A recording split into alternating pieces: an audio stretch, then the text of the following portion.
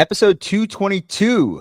Today on Dahn on the Farm, we give you our players of the year, some recent headlines. Hunter Barco, the left-handed pitcher out of Florida, gets the call up to the big league club with just 2 series left in the season. And Ian Farrow, outfielder for the Bradenton Marauders, joins the show. You're listening to the Bucko Banter podcast, brought to you by the Just Baseball Media Network. Cue the music. Rockin' 101, she compliment my taste. Whiskey in my lemonade, cause I like the way it tastes. Best seats at the Pirates game, they let me run the base. Yeah, my time is like my money, cause I can't afford to waste. Wifey is a lawyer, take my date to my dates. Order steak by the plate, send in case after case. Run my race at my pace, clear the grass of the snake. Adam, welcome back to another episode of Down on the Farm. The minor league season is officially over for all the affiliates. 2 playoff berths for the Greensboro Grasshoppers and the Altoona Curve. The Indianapolis Indians were the best record in all of AAA, but due to how they decide the playoffs, it's really odd. They base it mostly off of the first half standings. They didn't make the playoffs. So I'd say a very successful year if you're looking at win-loss in the minor leagues, but also a lot of prospects emerged. So excited to dive into that and just kind of recap the whole year and recap these last few games here. And you had a prospect sneak into the top 100 in Bradenton and Edward Florentino, right? So all around, I was looking through the prospect lists today, not only just the Pirates top 30, but Major League, and a lot to dream on. I know we say it every week on this episode, but there was a lot of positives in a very, very negative season where nothing seemed to go right. A lot went right at the minor league level with all the affiliates. I'm excited to talk Hunter Barco. I'm excited to talk Hunter Griffin. I'm excited to talk about a lot of these arms when we close out the year and some awards. And then Ian Farrow was a great interview, joins the show at the back end. Listen to his story from FGCU to UM, back to FGCU, drafted by the Pirates, a guy that can do a little bit of everything, right? Let's get it kicked off with Hunter Barco, because that's the news of the day. Left-handed pitcher Hunter Barco was promoted from Indianapolis to the show. He'll join the Pirates in Cincinnati and then subsequently Atlanta before the season comes to an end. An arm out of Florida who was a very highly touted prospect, has dealt with a lot of injuries throughout his career. So he's 24 years old, but has been, for the most part, absolutely dominant in a year and a half, right? He was unhittable in Altoona, quite literally. Did not give up any runs, right? Or maybe 1 or 2 on the back end. A little bit more struggle at the AAA level, but the stuff still played. A lefty who can fill it up when he needs to, has the potential to be very deceptive, weird arm angle. You talk about the Pirates needing to add a left-handed pitcher to this rotation at some point, and the word is maybe they'll just go out and grab a vet like they normally do. This could be the guy, right? This not only could be the guy, but he could be a guy, like a very, very prominent pitcher in this rotation. I think something else that's worth noting, like this typically wouldn't happen, right? You wouldn't make him debut on the road in the last 2 series of the season. But it's a unique circumstance because, he started his career hurt and he didn't debut until 2023. And he's Rule 5 eligible next year or this offseason. So you got to protect him, and he needs to go on the 40-man this offseason. So they want to see him pitch a couple innings up in the bigs. And, like you said, he could absolutely be a candidate to crack this active roster next year, this spring training roster. But he could also, start off in AAA. But I can guarantee you that he'll be on the 40-man, if nothing else. He was a number 4 prospect in the system, according to MLB Pipeline, number 82 in all of baseball, 4-1 with a 2.81 ERA and 10.5 K per 9, over 99 2/3 innings pitched between AA and AAA this year. Just a really, really solid year. One of the best arms in the system. And, like you said, he's not going to I don't think he's going to overpower anybody. He gets the fastball up in the mid-90s. He can work at the top of the zone. He's definitely added velo since getting to pro ball, but this is a guy I like in the middle of the rotation for sure.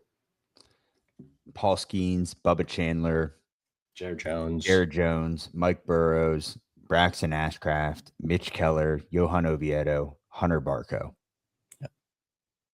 That's 8 arms that I just listed. That are starting pitchers on every team in this league. Every single team. Okay. Johan Oviedo looked very, very good towards the end of the year. A couple innings where the control got away from him a little bit, but he buckled down. And that's what you expect from a guy coming back from injury. I'm really excited to see even just a cup of coffee from Hunter Barco. Again, you want to go into 2026 on a positive note. You want those pieces to be in place. You don't want a bunch of what ifs. If this guy's going to start in AAA, what's going to happen to him? I know he's Rule 5 eligible, like you mentioned. You have to protect him in the offseason, but man, exciting stuff. Like really, really exciting. That's going to be must-see TV for us at least, because we've been talking about Hunter Barco for a long time. And credit to you, Scott, and I mean credit to the podcast, because a year ago, when everyone's talking about Anthony Solometo and Hunter Barco as the top lefty guys in the organization, you stepped up and you said, look, like Solometo has been good, and he was good until recently he wasn't, but you said this is the guy that you need to look after, right? This is the guy who could potentially be a stud. And you had it right. And I think that was clearly the move. Now there's a lot of room for Anthony Solometo to grow. He's much younger. He's gone through some stuff, probably mentally. I know definitely physically he's been injured a lot, but Hunter Barco is ready for Major League Baseball. I mean, this guy probably would have been a first-round pick if not hurt out of college. Right. He was just way more advanced than Solometo, right? You just, not even just from the projection standpoint, but like, you look at him coming out of an SEC school compared to a guy coming from a Northeast prep, school.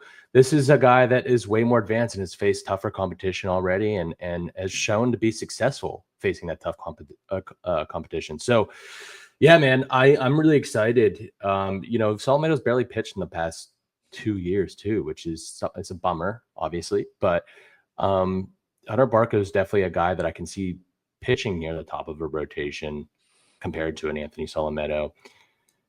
Other than that, Adam, I mean, I think there's a couple more headlines if you have anything else to say about Hunter Barco, but I don't know whether he's going to come in a piggyback role or if he's going to start a game. I would imagine he piggybacks one of these Ashcraft Burroughs starts and then gets a couple innings in under his belt. But we'll see. I'm excited to see it whenever it comes. Yeah. Other than that, Connor Griffin, as Merlin Valdez and Callum Moss named All-Stars in High A. And then Edward Florentino named Bucks on Deck Breakout Player of the Year. Baseball America named Connor Griffin their 2025 Minor League Player of the Year. We don't need to tell you that much more about Connor Griffin. We'll talk about it a little later in the show, but kind of a no-duh situation. This guy was the highlight of all of minor league baseball.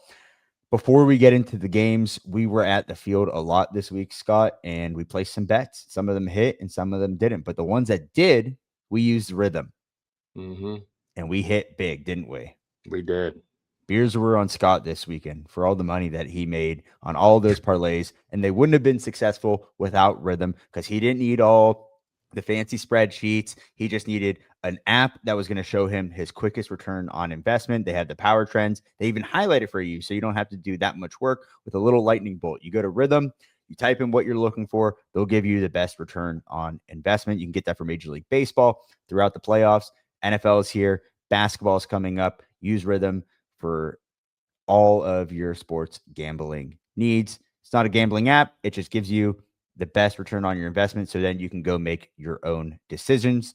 You can try it free for 7 days and bet smarter with Rhythm, and use the code JustBaseball50, all caps, JustBaseball50 for 50% off the entire year. Scott, I'll give us a quick recap for Indianapolis, because that's all we have right now. We have a little bit of Altoona baseball for the playoffs. They came up short against the Erie Seawolves, but Indianapolis finished at the Gwinnett Stripers, the Braves AAA affiliate. Their record on the year was 87-62. Sammy Ciani, 6 for 19, 6 runs with a double, 4 RBIs, 2 walks, 2 Ks, and 2 stolen bags on the week. He finishes the season with a 261 average. Jace Bowen, 10 for 22, 4 runs with a double, home run, 7 RBIs, 4 walks, 4 Ks, and 2 stolen bases. He finishes with a 294. batting average. Speaking of, not to interrupt real quick, but these two guys seem to hit better in Indianapolis than they do in Altoona. So I don't know what their status is, if they're Rule 5 eligible. I mean, I know they've both been in the organization for a few years now, but if they are coming back, I would expect to see them in Indianapolis again next year. Tuesday, Drake Fellows went 6 innings, 4 hits, 1 earned, 1 walk, 5 Ks. He's got a 4.36 ERA. Valentin Linares, 2 innings, 1 hit, no runs, 3 Ks. Sammy Ciani went 3 for 4 with a double and an RBI. Hunter Barker on Wednesday, 2 innings, 1 hit, 1 earned, 3 walks, 2 Ks. Brandon Bedois, what do you expect? 1 inning, no hits, 0 ERA. Thursday, Eddie Yeen, 2 innings, 1 hit, no earned, 1 walk, 2 Ks. And Harbin earns his second save, 2 innings, 1 hit, no earned, 2 Ks. Friday, Colin Holderman, 2 innings, 2 hits, 1 earned, no walks, 1 K. Jace Bowen went 1 for 3 with a home run, his third on the year, 4 RBIs. Peggy back in AAA, 2 for 4 with his 6th home run, 4 RBIs. Saturday, Chen, 5 innings, 7 hits, 1 earned, 2 walks, 4 Ks. Brandon Bedois, 1 1/3, no hits, 1 walk, 1 K. Jace Bowen, 2 for 4 with a double and 2 RBIs. Sunday, Jared Bayless, 3 innings, 3 hits, 1 earned, no walks, 1 K. Ryan Harbin, 1 inning, 2 hits, no earned, 2 Ks. Nelson Velasquez, 3 for 5 with a double, his 11th home run on the year, 3 RBIs. And then Sammy Ciani and Jace Bowen each steal bags. Ciani his 3rd, Bowen his 7th. Let's go to Altoona. 3 games this weekend for the playoff series against the Erie Seawolves, AA affiliate for the Detroit Tigers. Jamar went 2 for 8 this week with 2 doubles, a walk, and 2 Ks. Valdez went 4 for 12 with 3 runs, a double, a homer, 5 RBIs. Connor Griffin, first playoff appearance, 6 for 10, a double, 2 RBIs, 3 walks, and a stolen base, no Ks. And then Deuce Gorson went 3 for 13 with a double, 2 Ks, and a stolen base. Let's go into Tuesday, the first division series game. It was in Altoona at PNG. 11-5 win by the Curve. They started off hot. Wilbur Dotel went 3 innings, 3 hits, 4 earned, 2 walks, 2 Ks, gave up 1 homer. It was Merlin Valdez. It was his game, man. Opposite field laser, hit a home run. Went 3 for 4 with a double, 5 RBIs. Connor Griffin went 3 for 4 with a double and 1 RBI. Then they travel up to Erie to play the next 2 games. Game 2, we lost 6-1. Antoine Kelly came up short, 2 innings, 6 hits, 3 earned, 2 walks, 1 K. Christian Curtis, 2 innings, no hits, 2 walks. The arrow is up on him and how he finished the season, man. Deep pitch mix, solid fastball shape, and commanding the ball better in the zone. So I'm really excited to see where he kicks off next year in Altoona. Dominic Parachi went 2 innings, 2 hits, 2 earned, 2 walks, 3 Ks. Connor Griffin, 2 for 4 with an RBI and a stolen base. Mitch Jebb went 2 for 4 with a double. It's not enough. And then Friday, they lost game 3, 3-1. Blake Townsend, fellow Aussie. Got a few Aussies in the system. 4 innings, 3 hits, 3 earned, 4 walks, 7 Ks. He's been one of the better relievers in the entire system this year. Had a sub-2 ERA throughout the season. Connor Griffin went 1 for 2 with 2 walks. Nick Samillo, 1 for 3 with a double and 1 RBI. That is how Altoona finishes off the season. Great bounce back year for the Curve if you're comparing last year to this year. Not a lot of the same guys on the team, but this was a really fun team to follow throughout the season. A lot more Curve coverage coming your way. A lot more minor league coverage coming your way next season. We have some very exciting news to announce very shortly. Probably find out, within the week, right? Yeah. Maybe 2. Towards the end of the season, we're going to be making some announcements on some off-season plans and some plans for next season, but definitely some more exciting things when it comes to minor league and potentially Altoona specifically. Let's get to the players of the year. I'll get this one out of the way. All right. This individual had a .333 batting average. This is across 3 different levels: Bradenton, Greensboro, and Altoona. He hit .333, .415 on base percentage, .942 OPS, 21 home runs, 94 RBIs, and 65 stolen bases. Video game numbers. Absolute freak numbers. Every single player that we have talked to on this podcast has mentioned him as the guy. Every single one of them. And then we say, okay, what about outside of Connor Griffin? Because it got to the point where it's like everyone's saying Connor Griffin. Let's highlight some other people. But every single guy is saying Connor Griffin is the man. And he showed why the Pirates invested the 9th overall pick in him last year. I remember you saying the Pirates need him to be Bobby Witt Jr. I don't think that's far off. They needed a draft pick to hit like that. Yes, absolutely. And to get him at 9 overall, and the kid's 19, made it all the way up to AA, 6'4", 225. I mean, he's just a specimen. I think we really hit big in that draft. 100%, man. It could not be more excited. I don't know where he ends up. He played a lot of shortstop this year. Looked pretty good over there defensively, but he could play an excellent center field. I don't know. It doesn't matter at this point. Whatever gets him to the major leagues the soonest, whether it's moving O'Neal Cruz around, putting Griffin in left field, putting him at shortstop, I don't care. You need to see him in Pittsburgh sooner rather than later. And he really didn't slump at all. No, all year. Not at all. He got better at every level, which is just unheard of, man. I mean, Tamar Johnson's 22, and he just started facing guys younger than him in AA for the first time in his career. Carter Griffin's 19. Yeah. Absurd. Pitcher was a little bit harder. Scott, why don't you walk us through maybe some honorable mentions and then who we ultimately decided to go with? Yeah, I mean, there's a bunch of guys this system, as we know, is full of arms. I think Christian Curtis, like I said, the arrow is up on him, man. This is a guy that's going to be talked about more and more, especially throughout the offseason. I'm sure he's going to be discussed by teams in trade conversations that, if we're looking for bats and trading from pitching depth, he's a name that I don't want to get rid of, but is going to be asked about. Hunter Barco had a phenomenal year. Bubba Chandler had a great year. We had some other guys down in the lower levels. We had Wilbur Dotel in AA that kind of bounced out. Antoine Kelly emerged. We had Carlos Castillo, a 19-year-old in Bradenton who made it up to Greensboro this year, who I'm really excited about. But we're going to go with a reliever because this year is just too hard to ignore. He had one of the best minor league seasons for a pitcher that I have seen in quite some time. He was unhittable, quite literally. And he's a friend of the show. From Brisbane, Australia, Mr. Brandon Bidwell is the 2025 Bucco Banner Minor League Pitcher of the Year. 8-0 this year. 0.74 ERA in 40 games. Had 7 saves, 69 Ks in 61 innings, and a 0.8 whip. And that's across all 4 levels because he was rehabbing, I think, at the beginning of the year. He was in the AFL last year, and he just quickly moved up all the way up to Indianapolis, where he had one of the longest scoreless streaks in minor league history, I think it was. So Brandon Bidwell is our pitcher of the year. I just think the numbers speak for themselves, and I think he's a legitimate candidate to be in the bullpen next year in Pittsburgh. He might get a cup of coffee this year. I would love to see that. Maybe just a couple of innings. Like, I think it's deserved. Talk about deserving and playing for it. This is the definition of it. It doesn't get better than this. Quite literally.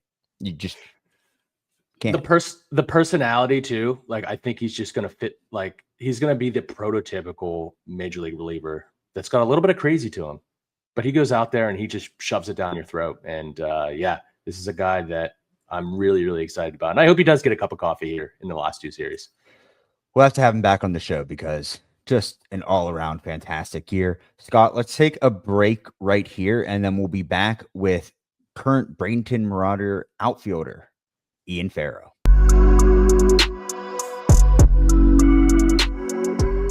Joining us now on Bucco Banter is current outfielder for the Bradenton Marauders, Ian Farrow. Ian, welcome to the show. Thank you guys for having me. Ian, welcome on, man. Well, let's just jump right into it. Talk to us about draft day. You were the 14th round pick out of FGCU. What was that like? Did you know the Pirates had interest in you? Talk about that a little bit. Yeah, draft day was it was a stressful day for me. I was getting calls from a bunch of different teams. And the day before, I wasn't sure if I was going to go as a kind of senior sign pick, maybe towards, I was hearing like 4th through 10. So I was definitely stressed out. I feel like I didn't really talk to the Pirates too much. So it kind of came as a surprise when they called my name. But I mean, we were super happy, and I was really excited to get going when they called my name. I know you committed to FGCU out of high school, and then you spent some time there. You went to Miami, then you went back to FGCU. What was the college experience like? Were you getting a lot of offers outside of FGCU going into college? And then walk me through the process in college of just maturing and becoming the player that you are today. Yeah, I feel like during high school, I only really had FGCU offer me, and then kind of a junior college here close to home called Eastern Florida State College. Yep. And I didn't have really any. I talked to Miami a little bit, but they never offered me. They didn't pull the trigger on me. So I had like an okay freshman year, and I had like a really good sophomore year. So then I was like, all right, I want to go play at a bigger school. You know, everyone's dream, play SEC, ACC ball. So I go in the portal. Miami gave me the best offer, and I was like, yeah, I'm gonna go there. It's close to home. Family can come see me. I'm not too far from my girlfriend. And I ended up going undrafted out of there, and I wasn't playing as much as I wanted to get drafted. And the guys at FGCU welcomed me back with open arms, and I was excited. I knew I was going to play, and I wanted to win, and I ended up having a really good year, and it boosted my draft stock a little bit and gave me the opportunity to play pro ball. FGCU is a great campus, by the way. I'm older than you, but I played some ball there on the road, and I feel like it's a very underrated school for what it is. Small campus, quiet but beautiful, and an awesome place to be. Yeah, it's definitely a really nice campus and underrated, and there's a lot of sluggers that come out of there too. There's a lot of good hitters. Sneaky And Chris guys. Sale, no big deal. Yeah, exactly. So they get a lot of guys who are walk-ons and maybe low scholarship guys who end up being huge impact dudes, and a lot of them playing pro ball as well. Ian, talk about the transition from going from college ball to pro ball. What was the biggest surprise to you? The transition was good. I would say the workload is probably the bulk of it, because I mean college ball is a lot of work too, because you got to balance school and baseball. But I think it was mainly just the playing like 6 days a week, having the one day off, and like also for me playing like 3 of those 6 days a week, kind of like learning how to be ready to play and be focused on the days that you're in there, and then still be like mentally like ready for days you're not in there too, because sometimes you can get called off the bench, and just making sure that every day you're really focusing in on like what you need to work on and the little details of stuff, and not getting really laxed and lazy as the year goes on and you get towards the end of the year. Yeah. What do you think the biggest adjustment was? I know you spent some time in the complex and then you were in Bradenton. I mean, whether it was the complex or affiliated baseball, what was the biggest adjustment, whether it was offense or defense? I think it was really more so for me like the mental side of the game, I would say. Not letting your performance really dictate how you think, because I know when my mental side wasn't great, I would struggle a lot more. And then when I was able to like, flush a bat at bat, or maybe like a rough play in the outfield, the performance definitely went up, and it was a lot easier to play the game at more of like a level, steady playing field than, being up, down, up, down, up, down as the season goes along. Cause it's such a long year. You can't really do that. I mean, it's not good for your mental. Right. I was going to say, being around the complex league myself for a little bit, I feel like playing midday games in the Florida heat is rough, and definitely motivation to get to affiliated ball. But yeah, you're from Florida, so like you might have been used to that already, right? Yeah, I feel like I definitely like the affiliate ball schedule a lot better. You kind of get the mornings to chill out, do what you need to do, and then play ball in the evening versus having to get up super early, and your day's kind of really quick, and then you're trying to find time. Like, what are you gonna do with the rest of the 6-7 hours of your day? Take us through a game day routine. Like, what do you do from start to finish? Are you hitting the weight room? Are you eating something specific? Do you have superstitions? Like, what does that look like? I feel like for me, I'm waking up, eating breakfast, kind of just chilling out around the house. Get to the field. I would try to do like some sort of recovery stuff, and activation. Like usually for me, it would be get in the hot tub, cold tub, just to get the legs loose, and then hit a lift if I have a lift. And I don't really have any superstitions. Just focus on whatever I needed to work on. Me and the coaches were going over each and every day, and I feel like just sticking to like a sound routine really helps make it easier to get through the day and get through the season. Was there anything that the Pirates wanted you to work on immediately upon getting drafted, or something that they pointed out that they wanted you to make an adjustment that they felt could help contribute to your game? Mhm. I feel like for me, because I had a lot of power kind of to all fields, and in college, especially my last year, I hit a lot of balls like to right field kind of far. So their big thing for me this year was like having good ball flight to left field to let those balls carry, out of the park versus having some sometimes I top spin it just because of my swing path, and then it'd either be like a line out or maybe double off the wall, which isn't terrible, but have that nice backspin on the ball to let the ball, really carry out to left field. What was what was the biggest thing that you think you've improved? What part of your game is it the hitting the ball more to left field, like you just said, or is it something else that you've worked on since you've joined the Pirates organization? I think for me, the biggest thing that I would say, I don't know, people can't really see it, but that I was kind of proud of was my mental side. Because I mean, I've always been able to hit, and fielding. I've been pretty good at fielding, but just being able to, like, especially towards like the back half of the year, being able just to be kind of level headed no matter kind of what's going on, because I didn't play as good as I wanted to this year, and just being able to stay level headed through that, and then be able to apply what I learned this year going into spring training and the season for next year and the off season. Is a part of the approach, I know you have like a slight leg kick and not too much of like an emphasized load. It's like a little bit of a torque, and then you're get the foot down and go. Is it just being on time and getting on top of the ball and then reacting middle in to drive the ball to left field? I would say so. Yeah. I feel like if I'm on time, I can hit any pitch anywhere. And I think the big thing for me this year was trying to figure out my move and being on time with my move. And that was kind of like something I was wrestling with most of the year. And I started to figure it out the last couple weeks of ball, but that was definitely the big thing for me. If I'm on time, then usually everything else is in a pretty good spot. I love that you mentioned the mental side of the game, because I like to mention that in these interviews, because it's a big part of baseball, man. It's a long season, especially in pro ball, much longer season you probably played in high school and even college. If you're having a rough time at the plate, you're going through a rough stretch, which is inevitable during a long season. What is something that you do to, I don't know, move forward? Mm-hmm.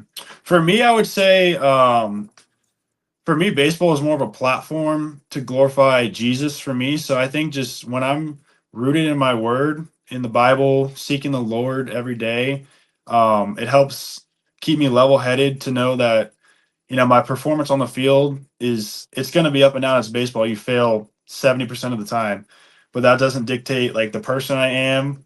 Sure. And kind of my, I guess it does my value, like professionally wise, but like in the Lord. So I think when I'm like that, usually I'm more level headed, like I said, and I usually end up playing better too. One thing I feel like we don't really touch on with position players enough, it's always like adjustments at the plate, because hitting's obviously, I mean, it should be impossible from the Yeah. outside looking in, right? But on the defensive side of things, like I was an outfielder, and it's much different getting reads in like the corners or in center field. And then it's different with a wood bat and a metal bat. Going from college to pro ball, did you see any difference in, defensive approach on how you're getting your reads, taking your angles? I know you played wood bat in summer ball and all that, but talk me through that, if there was any adjustment when it came to playing defense.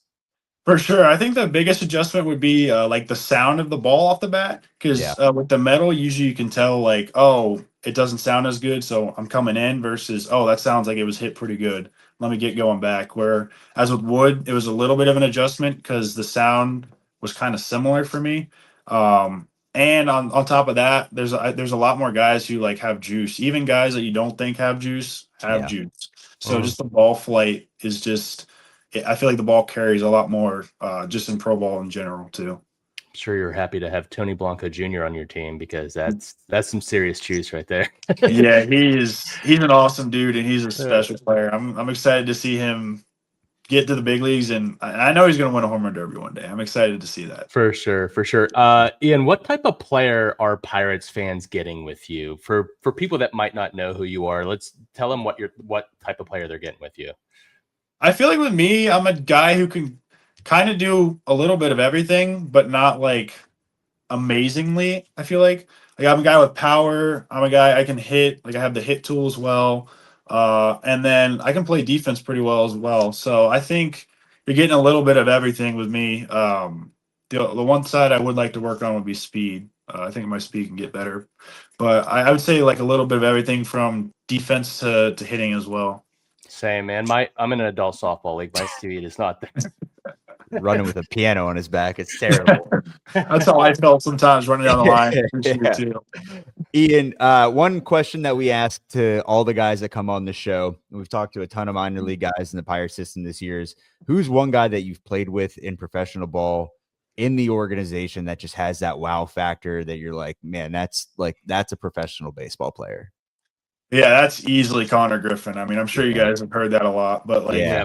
I mean, just what that kid does on a day-to-day basis, how he works, and just the pure like talent he has. Like I tell everybody, like I've never played with a guy that young who's that good, and it's just ridiculous what he can do, and he makes it look so effortless too.